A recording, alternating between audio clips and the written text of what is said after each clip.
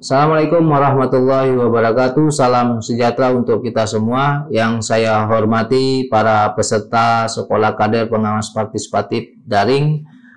Pada kesempatan yang berbahagia ini, izinkan saya memperkenalkan diri. Nama saya Fahrul Rozi, anggota Bawaslu Provinsi Jambi, Koordinator Divisi Pengawasan dan Hubal. Bapak Ibu peserta SKPP yang saya hormati, pada kesempatan yang berbahagia ini izinkan saya menyampaikan beberapa topik pembahasan pada kesempatan ini, yakni berkaitan tentang kerawanan pemilu dan pilkada. Dari topik besar kerawanan pemilu dan pilkada, saya ingin menyampaikan salah satu subtopiknya adalah tentang apa itu kerawanan. Nah, Bapak Ibu peserta SKPP yang daring yang saya hormati, sebelum kita bicara tentang kerawanan, apa itu kerawanan, secara umum saya ingin menjelaskan beberapa hal, yakni adalah sebagai berikut. Dalam Undang-Undang Dasar 1945 pasal 22E ayat 1 disebutkan bahwasanya pemilihan umum itu dilaksanakan secara langsung, umum, bebas, rahasia, jujur, dan adil setiap 5 tahun sekali.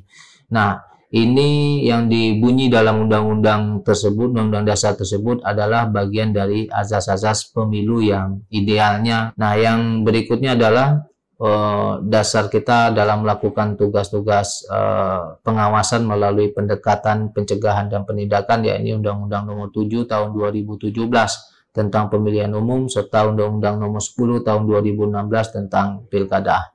Nah, Bapak Ibu peserta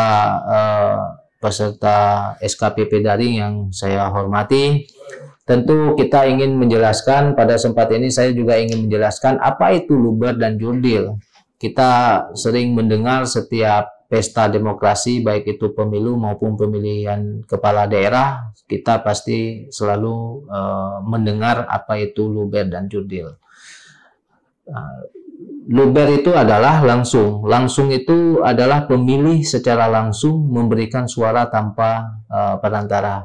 Nah, yang berikutnya adalah umum. Umum itu pemilihan berlaku bagi seluruh warga negara yang mempunyai hak sesuai dengan ketentuan persyaratan yang sudah ditetapkan. Yang berikutnya adalah bebas. Bebas itu adalah setiap warga negara dapat menggunakan haknya sesuai dengan hati nurani tanpa ada tekanan dan paksaan. Jadi Bapak Ibu kalau datang ke TPS itu bebas untuk menentukan siapa yang akan dipilih baik dalam pemilu maupun pilkada. Rahasia, pilihan yang dipilih dijamin tidak akan diketahui oleh siapapun. Nah, makanya fasilitas di tempat pemungutan suara itu ada biliknya, terus di belakangnya juga ditutupin layar, dan itu dijamin kerahasiaan setiap pemilih yang memilih untuk menggunakan hak pilihnya. Jujur, semua pihak yang terlibat harus bersikap dengan jujur. Karena memang Bapak Ibu peserta SKPP, jujur semua pihak yang terlibat, yang dimaksud adalah baik itu penyelenggara pemilunya, baik itu peserta pemilunya maupun pemilihnya juga harus bersikap yang jujur. Karena memang kami di penyelenggara ketika bersikap yang tidak jujur dan tidak prosedur dalam menjalankan tugas, tentu kami ada sanksi berkaitan tentang masalah etik. Yang terakhir adalah adil. Adil adalah semua pihak harus mendapatkan perlakuan yang sama dan bebas dari kecurangan manapun. Nah, itulah Bapak Ibu sekalian yang dimaknai dengan luber dan jurdil. Nah, luber dan jurdil, sekali lagi saya ingin menyampaikan, sesungguhnya itulah merupakan azas-azas pemilu dan pilkada dalam konteks pelaksanaan yang idealnya.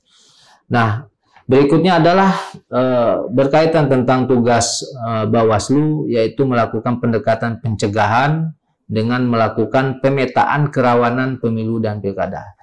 Sesuai yang saya sampaikan di awal tadi, apa itu kerawanan?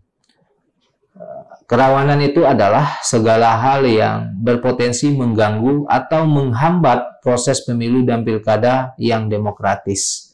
Nah, dari definisi ini, Bapak Ibu para peserta SKPP, tentu kita bisa menilai apa-apa saja yang berpotensi mengganggu atau menghambat proses pemilu dan pilkada. Bawaslu sesungguhnya telah melakukan proses pemetaan kerawanan. Salah satu pemetaan kerawanan yang dilakukan oleh Bawaslu itu adalah dengan melaunching indeks kerawanan pemilu. Nah, indeks kerawanan pemilu ini ada beberapa dimensi yang dilakukan dalam menentukan IKP, baik itu pemilu maupun pilkada, yakni dimensi konteks sosial dan politik, dimensi pemilu yang bebas dan adil, terus ada dimensi kontestasi, ada dimensi partisipasi. Nah, Bapak Ibu sekalian, saya hanya ingin mencoba dari 4 dimensi, saya hanya ingin mencoba mengangkat tentang dimensi pemilu yang bebas dan adil. Nah, pemilu yang bebas dan adil banyak isu-isu strategisnya, yaitu berkaitan tentang daftar pemilih yang bermasalah. Nah, saya ingin mengangkat tentang kerawanan daftar pemilih yang bermasalah ini, Bapak Ibu sekalian. Paling tidak ada 3 elemen daftar pemilih yang berkualitas. Yang pertama adalah akurat, yang kedua adalah mutakhir, yang ketiga adalah komprehensif. Jika 3 elemen ini dilakukan, sesungguhnya dilakukan, benar-benar dilakukan, maka saya akan menjamin dan kita semua akan menjamin daftar pemilih kita akan berkualitas. Proses tahapan daftar pemilih adalah salah satu tahapan yang sangat krusial, karena sesungguhnya tahapan daftar pemilih ini merupakan ujung tombak dari tahapan-tahapan yang lain. Jika daftar pemilih ini bermasalah, maka tahapan-tahapannya juga akan berimbas, termasuk masalah tahapan logistik, termasuk juga akhir dari tahapan pemungutan dan penghitungan suara. Kita bisa bayangkan, jika daftar pemilih kita bermasalah, maka kita akan menemukan juga nanti pada saat tahapan pemungutan dan penghitungan suara juga akan bermasalah. Nah, itu Bapak Ibu sekalian, salah satu yang kita harapkan dalam 3 elemen daftar pemilih yang berkualitas. Yang tadi adalah akurat, yang kedua adalah mutakhir, yang ketiga adalah komprehensif. Nah, itulah Bapak Ibu sekalian pembahasan kita berkaitan tentang subtopik apa itu kerawanan. Mudah-mudahan ini sangat bermanfaat untuk Bapak Ibu para peserta SKPP daring. Terakhir, saya ingin memberikan pertanyaan kepada Bapak Ibu sekalian dan bisa nanti dikerjakan dikerjakan oleh Bapak Ibu sekalian. Pertanyaan yang pertama adalah coba Bapak Ibu mengidentifikasi kerawanan-kerawanan yang terjadi pada pemilu dan pilkada di daerah Bapak Ibu sekalian masing-masing. Yang pertanyaan kedua adalah coba sebutkan apa itu akurat, apa itu mutakhir, dan apa itu komprehensif. Mungkin itu 2 pertanyaan yang bisa Bapak Ibu kerjakan. Mudah-mudahan ini bisa menambah keilmuan dan wawasan Bapak Ibu sekalian. Nanti kita akan bisa membuka ruang untuk berdiskusi. Terima kasih. Lebih kurang saya mohon maaf. Assalamualaikum warahmatullahi wabarakatuh.